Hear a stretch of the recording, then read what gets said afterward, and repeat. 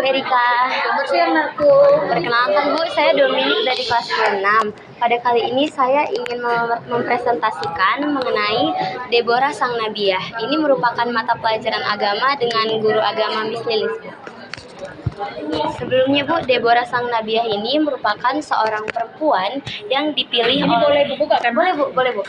Saya sambil menceritakan tentang Deborah ya Bu. Iya. Deborah ini merupakan seorang perempuan yang dipilih Tuhan Yesus untuk memimpin rakyat Israel untuk kembali ke jalan yang benar. Dimana maksudnya ini Bu, jalan yang benar ini adalah mereka kembali mendengarkan perintah Tuhan. Karena Bu, sebelumnya mereka itu dipimpin oleh mereka berada di bawah pimpinan orang Kanaan, yang dimana orang Kanaan ini memiliki seorang pemimpin yang bernama Sisera. Namun Sisera ini merupakan orang yang jahat Bu, karena dia kalau misalnya ada orang yang melawan perintahnya, dia akan langsung menembak gitu Bu. Dia langsung menewaskan orang-orang yang tidak menuruti perintahnya ini dibunuh. Iya Bu. Jadi untuk menyelesaikan masalah ini, Tuhan Yesus pun memilih Deborah untuk membantu rakyat Israel agar kembali ke jalan yang benar. Dalam perjalanan Deborah dibantu oleh seorang prajurit yang bernama Barak. Barak ini Bu merupakan salah satu prajurit. Saat Barak dan prajurit-prajurit lain mendatangi orang Israel, mereka ketakutan Bu, karena mereka trauma lagi tuh Bu dengan apa yang mereka alami sebelumnya. Namun karena Deborah tahu bahwasannya Tuhan Yesus akan menuntun Deborah dan juga rakyat Israel, Deborah merupakan satu-satunya orang yang tidak takut terhadap Barak Bu. Jadi dia justru malah, berarti Barak ini orang yang sangat ditakuti lah ya. Iya Bu, dia salah satu orang yang ditakuti. Namun yang membuat ini istimewa, Deborah itu nggak takut Bu. Dia justru malah ingin lebih dekat lagi tuh Bu dengan Barak gitu Bu.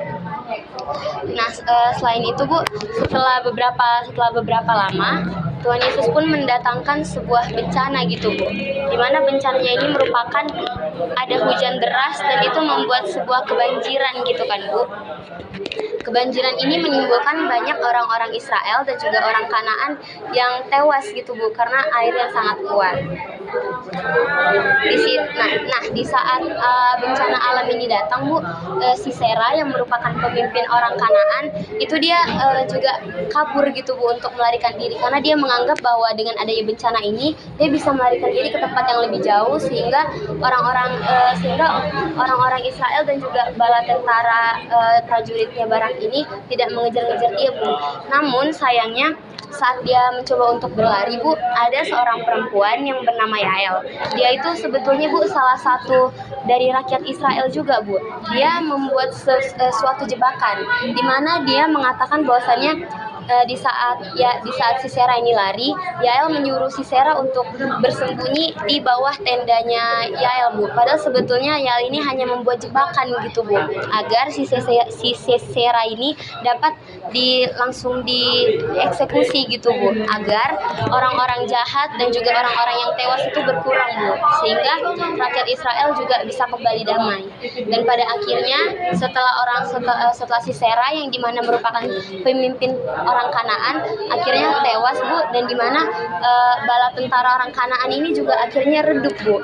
Karena hal itu orang Kanaan pun hancur, dan akhirnya bala tentara Kanaan pun sudah tidak ada lagi gitu Bu. Dan dimana ini merupakan akhir dari perjalanan Deborah, dan dimana dinyatakan bahwasannya dia berhasil nih Bu untuk membuat rakyat Israel kembali mendengarkan firman Tuhan, karena pemimpin orang Kanaan yakni Sisera sudah tidak ada lagi gitu Bu. Ini izin Bu, ini dibukain Bu. Berarti si Deborah ini lah yang membuat mereka Iya Bu. Iya. Deborah ini kayak menjadi orang terdepan lagi tuh Bu untuk menuntun rakyat Israel. Dan mereka mau pula mendengarkannya. Iya Bu. Berarti Sisera ini meninggal lahirnya. Apa Bu? Sisera ini meninggal lahirnya. Iya Bu, karena dia sudah ditewaskan oleh Yael tadi itu dengan jebakan. Yael berarti maksudnya dia ya. Iya. Bagus sekali loh Nak ini. Ini kamu dapat dari mana bikin begini? Kalau depannya ini Bu, ini saya inspirasi dari media sosial juga sih Bu. Izin ya Bu. Bagus ya. Makasih Bu. Kreatif kamu nak. Nah, jadi Bu, di sini saya juga butuh penilaian dari Ibu. Yang saya butuhkan itu ada 2 penilaian Bu. Yang pertama, ini mengenai scrapbook saya Bu, tentang kreativitas saya itu nilainya 1 sampai 100, dan juga mengenai bagaimana saya menceritakan dan mempresentasikan Deborah ini itu juga ya, saya butuh penilaian dari Ibu.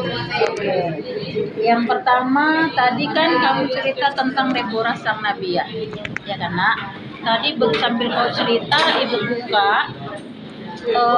ibu lihat semua yang ada di apa kamu ini nak, kreatif sekali gitu loh.